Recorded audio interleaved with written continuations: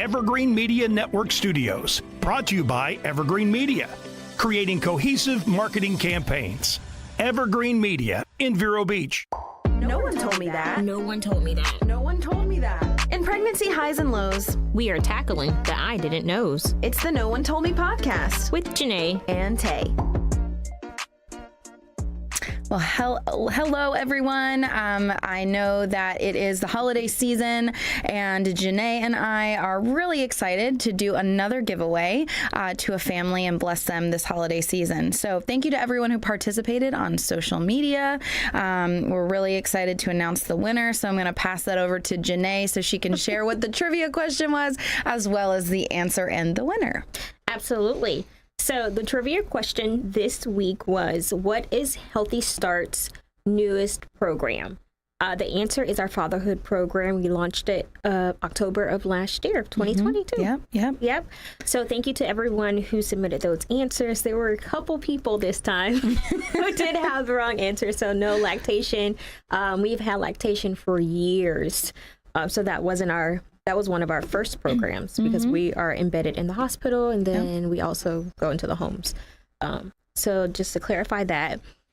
And so we have the bowl again. So I'm going to shake it, and I am going to pop the top. Jesse's going to give us a drum roll. And the winner is Amber Star 49 from our Grow Doula Instagram. All right. So we will be contacting you on that platform so that you can receive your gift card. Awesome. Very good. Well, while we're talking about our programs, Janay, and fatherhood being our newest, I do want to share with all of our listeners and viewers just the 9 client-facing programs that we offer. So we have our maternity navigation program, which that's pretty much where everything starts. And that's embedded in Cleveland Clinic Hospital. We have our Babies and Beyond program, which is inclusive of childbirth education classes, lactation services, nurse home visitation, and partnered mental health services. We, of course, have our fatherhood program. We have our Grow Doula program, our health education program, Healthy Families program, Nurse Family Partnership, and Parents as Teachers. So if you want to dig a little deeper into what these programs entail and how you can get involved and enrolled, go to our website, which is www.irchealthystart.org, or give us a call at 772-563-9118. Alrighty, so today I am excited to announce that we have a special guest, Ann Posey, who is the CEO of Tykes and Teens of Indian River County, who will be speaking to us about infant mental health today. Ann joined Tykes and Teens Incorporation as the Chief Executive Officer effective November 7, 2022. Ms. Posey comes to Tykes and Teens 25 years of experience in behavioral health and healthcare system leadership in agencies across Florida's Treasure Coast. She's most recently served as the Regional Administrator of Behavioral Health for Cleveland Clinic, Florida, and for the Administrator of Neuroscience, Orthopedics, and Rheumatology for Cleveland Clinic, Indian River Hospital in Vero Beach, Florida. Ms. Posey holds a Master's of Art in Clinical Psychology from Marshall University in Huntington, West Virginia, and is a licensed mental health counselor in the state of Florida as well as a nationally certified counselor. She has extensive leadership experience in systems that serves youth, including behavioral health, child welfare, and juvenile justice. Ms. Posey enjoys serving her community and is on the board of several local nonprofits. Thank you, Anne, for joining us. Thanks for having me. We're excited to hear from you today.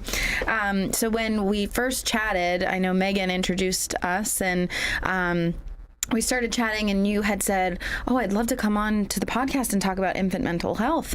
And Janay and I kind of looked at each other like what is infant mental health? So I'm actually, and then we did our own research, and we kind of were, surfacely educated. So I'm excited to jump in with this today and just you to start giving us a little bit more context of what infant mental health looks like. So can you share with us? Absolutely. That's the reaction we often get. With, what do you do with a child 0 to 5? Yeah. You know, and what kind of problems could a child 0 to 5 have? So that's a frequent reaction. Infant mental health, we actually use an evidence-based approach in infant mental health called child-parent psychotherapy. Okay. Really, the patient, so to speak, is not really the child, it's not really the parent, it's the relationship between the caregiver and the infant. A lot of our clients, children that get referred to us, come out of the child welfare system because they're children in families that have experienced some type of trauma. So in infant mental health, they actually help put words to the unspeakable, help those caregivers know how to anticipate their child's needs, how to work within the relationship, how to help them self-regulate, self-soothe. We know that when families have experienced traumas, that they are more likely, you know, to end up at risk for mental health services. Sure. So why wait till we see the evidence of that? Why not get in there early and help those families? We also know that a lot of the families we see have generational trauma. So the parents have their own trauma that they're dealing with and may never have known how to regulate themselves and then to help, how to help regulate their children. Right. So the approach we use, it's really, we talk about the dyad, which is the relationship between the child and the parent, and what we call mirroring. Okay. So how the parent mirrors their reaction to the child's behaviors, and then how that child will receive that. You know, for children, they are like sponges. So when things happen in their world, they do react to them, but they don't have the words to be able to say, this is how I feel. That makes so much sense. And I think it sounds so complicated, but it really is so simple, like just with hearing you explain this. So, Janay and I did some research, and do you want to share those points that we kind of... So the points that we came up with is for the children's mental health consistency of being able to play, learn, and be social with others, having healthy relationships and close bonds with family and friends, managing feelings and responses in a range of situations, being able to cope with challenges, having a positive outlook, and developing and having good self-esteem. Yeah, that's what we were looking for. What makes a healthy child. Exactly. Because we were thinking, like, our questions just in our own dialogue were, well, how do you diagnose or observe any type of, issues that you need to address? So are there certain children or families that are more at risk for developing mental health issues? And I think you kind of touched the surface a little bit. But I'll talk more about that. Okay. There are definitely families that we know are more at risk. So I don't know if you've heard about, I'm sure you have, you work at Healthy Start, but ACEs, Adverse Childhood Experiences. Yes. So adverse childhood experiences, we know that children who come from homes where there are adverse experiences that they're experiencing are at much higher risk. So those are things like physical, sexual, and emotional abuse, physical and emotional neglect, or household dysfunction. So a parent's been in jail, there's domestic violence, there's substance use, or mental illness in a household. All those can predispose someone to developing mental health challenges later. Now, you think, I have several of those in my family, but I also have a lot of resiliency, that was taught as I was growing up, and a lot of protective supports. But for some of our families, they don't. And you mentioned my background, and I did some work in the juvenile justice system. And we would see teenagers, and you'd look with serious issues, ending up in trouble with the law, with mental health issues. Yeah. And you'd look at their adverse childhood experiences, and on a scale of 10, they might have 8. So we know those children are going to have challenges. Right. Absolutely. And we share now a shared trauma, which was the pandemic, the impact of the pandemic on families, which then again, those children are little sponges within their family. They absorb those stresses. Right. So the pandemic really isolated a lot of families. Right.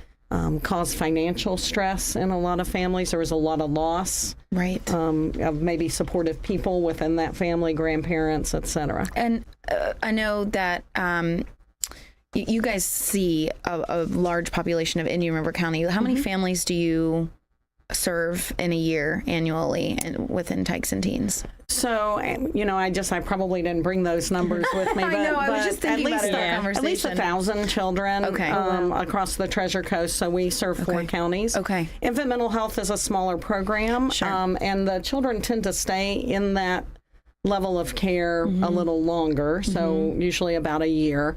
So in a year, we may serve 30 to 50 families in a county, say in Indian River County, in infant mental health. One of the struggles that I think all agencies are facing, and we also face, is getting those qualified therapists that work with that infant population. Okay, so that's a good segue into the next question, because I want to ask you, how do you assess, like, what are your tools and what do your employees have in their toolbox to assess mental health issues in infants? Well, we're really assessing behaviors. Yeah. So children don't have words, especially, babies. So you're looking at, what does a trauma response look like? So you'll look for things like irritability, temper tantrums. With a child who's 3 or 4, maybe bedwetting that hasn't stopped or has restarted, sleep issues, incessant crying. All those types of behaviors that indicate that the child can't self-regulate. Right. Okay. And there are also some scales and tools that they can use to assess those trauma, adverse childhood experiences being one of those. Okay. Very cool. And as you getting to assessing these kids and, figuring out what's going on, what actions need to be taken, are these health conditions considered to be like short-term or long-term? So actually, infant mental health, while it is an intervention, it also somewhat falls into the prevention category, because we're really trying to prevent future issues. Right. Okay. But these families they have a lot of needs that we get. So if you think about the children that we get in infant mental health, especially referrals from DCF, these may be parents who have significant domestic violence in the home. There may be child abuse, and that is why that child was referred. Substance use disorder. We've even had children that have witnessed a murder, in the home. So we're not talking about, we're going to give you a few tools and then you're going to go off on your own. Of course. Right? We're going to work long term with the relationship. The nice thing, remember that the relationship is what we're working with. Right. So when we get a referral, it may not be that we're working with the child and the parent. We may be working with the child and the grandparent who may have temporary custody of that child. Okay. We may be working with the child, the grandparent, and the biological parents who have visitation. Right. We may be working with a child care provider that's involved, or a foster parent. Right. And the other neat thing about infant mental health is we really try to provide the services in the setting that's most appropriate for the child. Right. Traditionally, that's in the home. We're actually in the home providing those services. So quick question about what you just said. So you said that you're creating a setting within the environment that the child is in.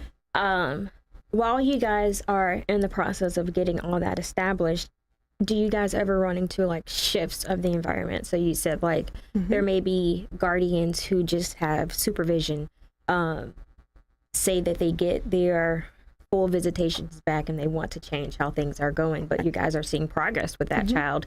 Are they allowed to intervene and cause a shift to the environment? So we always believe the parents are the experts, even if the parents don't have the skill set that maybe they need. Yeah, you and this is empower something them. I say a lot. I worked in child welfare, I've worked in juvenile justice, I've worked in mental health. I've seen a lot of bad situations with children over the course of my career. But I truly don't ever believe that a parent wakes up and says, today I'm going to abuse my child. Right. Or that when they chose to become a parent or they became a parent, that their idea was, I'm not going to parent well. Right. Of course. So we really want to believe that parents are the experts, that they want to do well, and how do we help build those skills for them. We do. So, for instance, if a parent has full parental rights, they get to make decisions about what happens.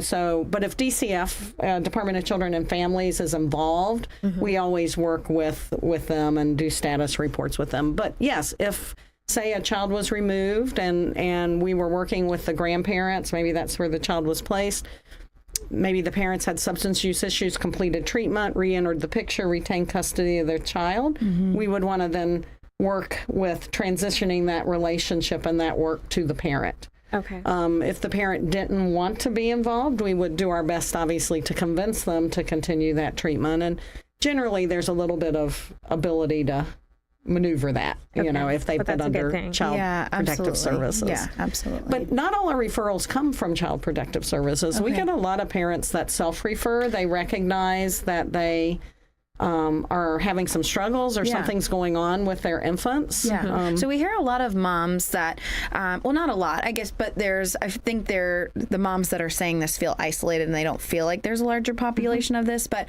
moms who, everyone says when you have your baby, you're going to instantly fall in love with your baby. And like some moms don't have that experience. And I think they feel like, wow, what is holding me back? Am I not a good mom? If I'm not instantly connecting with your baby, do you see a lot of that in the work that you do? Oh, absolutely. Yeah. I think that's true in the general. I mean, I think back to when I had my own child, it's been a number of years. Right. Breastfeeding was hard. Right. And then, everybody talks about how natural it is. I know. You never hear the hardships of it. Right. And I think that's true.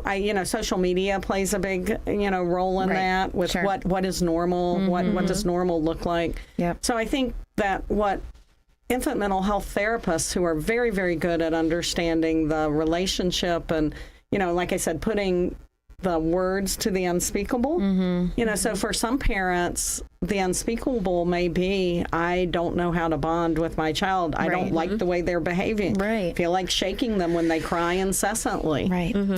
Being able to put words to that and then, let's talk about why they might be crying and what can you do, and let's talk about those skills. Absolutely. So absolutely, and a lot of our families, like I said, come from generational trauma. Yeah. So how do you recognize when you're pregnant, that you may not have had the best role models on how to be a parent? Right. And to be able to say, I think I might need some help. Yeah, I know that's a hard thing for some people it might be embarrassing to admit. For some people it also just might be they're not even really, it's like a subconscious thing that they have really don't have a awareness that they're needing support. So if let's say someone is in this category of they're seeing some problems and they're referring out, for resources. How do they contact you? It's really easy to contact us. So we have, and I don't know if your podcast goes outside of Indian River County, but it does. Okay, great. Yeah. So we have, we serve all 4 counties. We serve Martin County, St. Lucie County, Indian River, and Okeechobee. Okay. We have offices. We have 3 offices in Martin County, in Hope Sound, Stewart, and Jensen Beach. We have one in St. Lucie West. And here in Indian River, we have an office in the 787 building on 37th Street. Great. Right there, we're helping Treasure Coast Community Health is. Yes. Which we work collaboratively a lot with them because we serve a lot of the same children. Sure. And then in Okeechobee, we basically do school-based services or home-based services. We don't have an office there. But you can call our main number, and our main number is 772-220-3439. Okay. We do what's called centralized intake, so everyone can go through this main portal, and then we work with what's the best service for you, what's the best treatment. Okay. We have a variety of programs, and infant mental health is just one of the programs that we do. Yeah. I do want to, if I have time, Absolutely, talk a little bit about another program that serves the 0 to 5 population and works very collaboratively with infant mental health, called mental health consultation. Okay. So mental health consultation, we have what we call consultants that go into the early childhood learning centers. We know that it's a tough job in the early childhood learning centers. Yeah. A lot of you can pretty much be 16 in Indian River County and have some babysitting experience and have a class of 33-year-olds. So we want to make sure that they have the skills to do the same thing we're doing in infant mental health, to recognize what those behaviors in these children mean. And we're seeing kind of the pandemic babies now who didn't have some of that social emotional development that most of us had, going to the park, going to birthday parties, and going I'm sure to church. you're seeing a difference. Yeah. Absolutely. Yeah. There's a lot of behavior. Children in child care centers, early learning child care centers, are expelled at 3 times the rate of high school seniors. Oh, Wow. I do have a quick question. So you mentioned we talked about expectant parents. So if you have a mother who's expecting and she's noticing she has those fears or those thoughts are crossing her mind, are they able to reach out to you guys to take steps to prevent them from anything happening, or Like an abuse focus their situation? mind so that when the baby gets here they feel better prepared? So because it is infant mental health, we do have to have an infant, involved. But I think they can certainly go ahead and reach out to us. We can get that visit scheduled for right after, and start, getting them involved in the treatment. The biggest issue that we have, again, and I talked about having qualified staff, we have one infant mental health therapist in Indian River County. Okay. And we kind of grew her, right? So she was a student, and now she's master's prepared, working on her license. Amazing. She's in the process of becoming CPP certified. Okay. But I could probably use 3 of those therapists, and to At the serve rate the these need. babies are coming. Yeah. To serve the need. So sometimes we do have a bit of a wait list. We hate that. So I think the earlier people contact us, the better. Okay. So that we can get them on that list. But we can also connect them with partner agencies that such as Healthy Start, or, exactly. right, that can do some of that prenatal work that maybe we can't do. Okay. Wonderful. Well, that's good to know. Well, thank you so much for being on here today. Absolutely. Do you have any final thoughts that you want to share just on the topic or anything about Tyke's and Teens?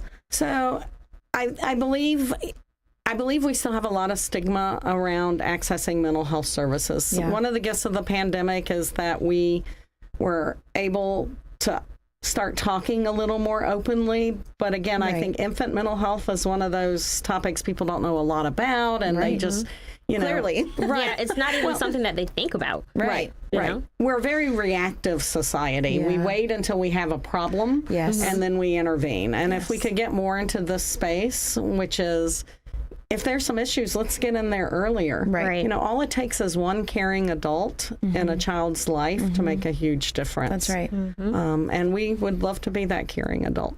Well, wonderful. Well, thank you so much for sharing all of it. I mean, I feel like I learned a lot I just did. listening to you, kind of go through Tykes and Teen structure as well as just the theology on everything. So thank you for taking the time to come and share with us and today. one quick minute. We also serve the 5 to 17 population. Okay. So we do yes. general mental health. We do medication management for children. We do trauma-informed needed. care. There are a lot of things that we do. We don't just do infant mental health. But we are the only agency on the Treasure Coast right now doing infant mental health. Gotcha. So yeah, no wonder there's a wait list. So, Yes. absolutely. Well, thank you again, Anne. I really appreciate you being here. And thank you to all of our listeners and viewers. We're excited for next month's podcast. It'll be a new year, so that is exciting. But thank you so much for listening to the No One Told Me podcast with Janay and Tay.